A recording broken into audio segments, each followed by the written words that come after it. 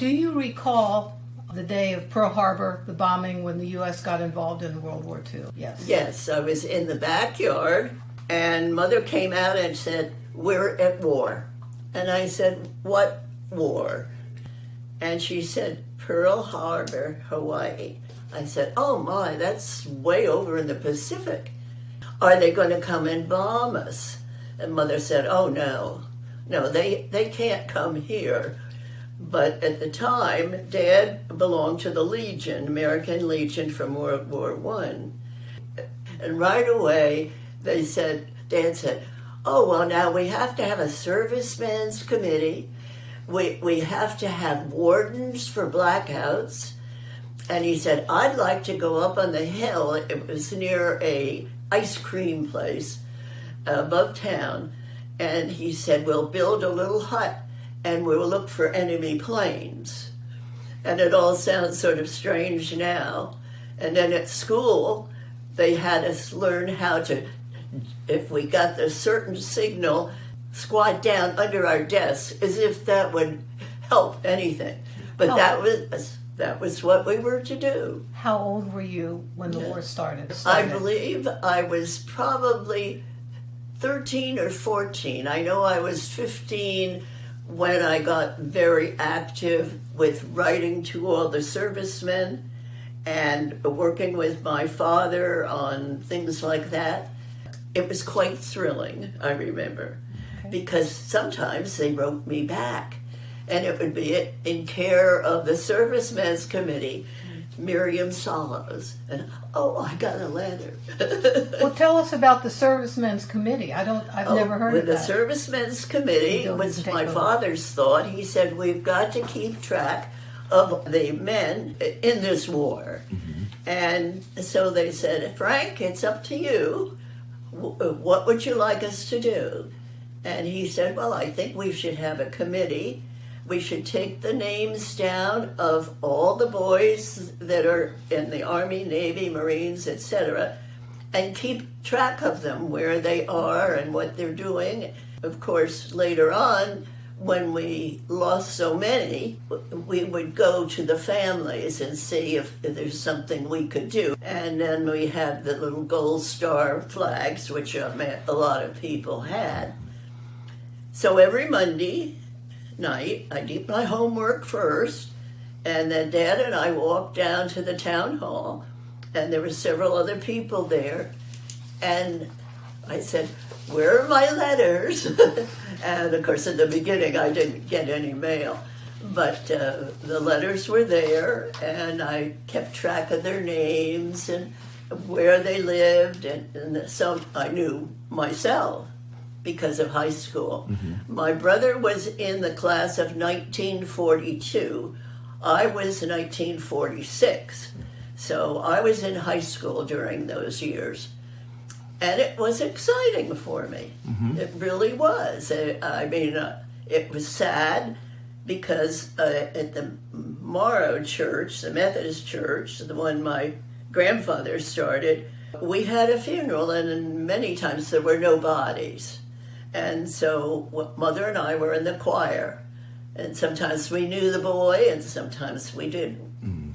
But it just seemed like it went on, and you know, you really, at 15, you knew grandfathers died and all, but boys you knew about, friends of my brother's type of thing. It was something you don't forget. Now, I understand a lot of these soldiers were Australian. Can you tell us about that? Well, there's a club in New York City called the Anzac Club, and they're looking for houses and families that would like to have the Australian pilots, merchant marine. They would be over in California, and then they'd come across the country, and they'd stay in New York until there was a convoy ready to go. And so every weekend, if you wanted to, and we had a list of people, neighbors and all, that would be interested, Dad would go down to the town hall and the bus would pull up, or the train. They could come out both ways. New York City was an hour from us. And off they come, and you can go to this house and you can come to that. And it was exciting again. It was something I really talked about quite a bit in high school. Oh, this week we're having Pete and whoever, you know. Now, how did they feel about the hospitality, And the they were American excited hospitality? because they were in New York City, Mm-hmm. and they had time, and they would be housed in New York City at the Anzac Club. And then if they wanted to go visit, and most of them did because it was homemade meals, we took them to the movies. And there were historical places during the Revolutionary War in Maplewood type of thing. Mm-hmm. So they learned about that.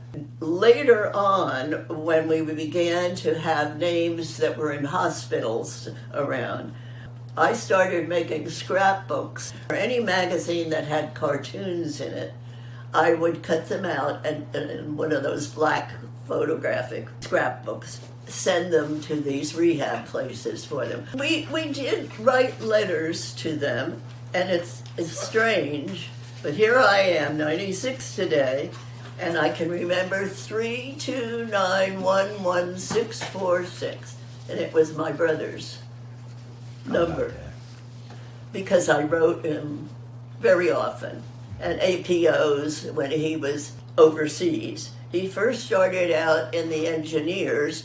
He wanted the Air Force because he had been packaging planes at Newark Airport at night, his last times at home.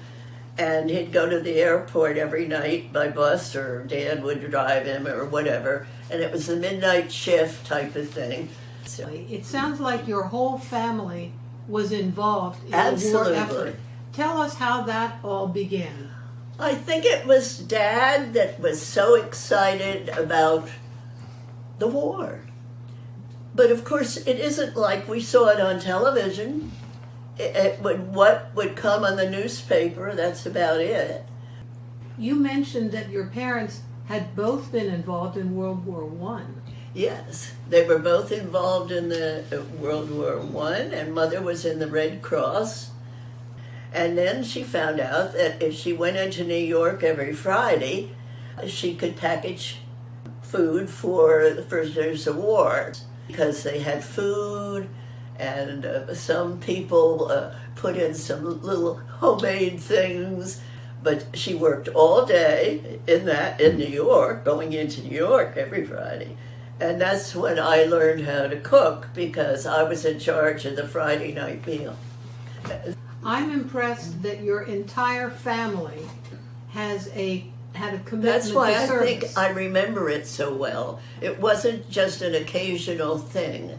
You know, during World War II, I guess everybody was involved in some way. My father worked in the bank, and he had the car, and then every few nights he would be a warden and go around the neighborhood to make sure that the blackout curtains were on. And the Legion asked Dad if he, since we were lived near these two families, one was Japanese and the other one was German, and the German had a deli, and of course they were fine neighbors and all, but he was just to sort of meet up with him every now and then for some reason or other, and he reported back to the Legion and the police that really he was quite sure they were not enemies. They'd been here for years, as long as we had, type of thing. Mm-hmm. But that he didn't tell us till after the war on that. How did you make out with rationing during the war? It got pretty. Before this, we had a man come to the door, the bread man, the milkman, the paper products man, and Mother would buy from her house. Mm-hmm. We only lived a block away from town, and so everybody knew Mother. She had a basket, and she went down, and the meat man, of course, she saw, and do you have anything today? After the war, I went to college down in Virginia, and I can remember I had to bring my stamps. Now, I think the war was over by then, because I graduated in 46 and went to college in September of 46, but I had to bring my stamps with me, so evidently that went on for a while. And our first great meal at college was chicken when we went home for our Thanksgiving dinner. And we had frankfurters, we had sandwiches, and as I say, this was down in Virginia.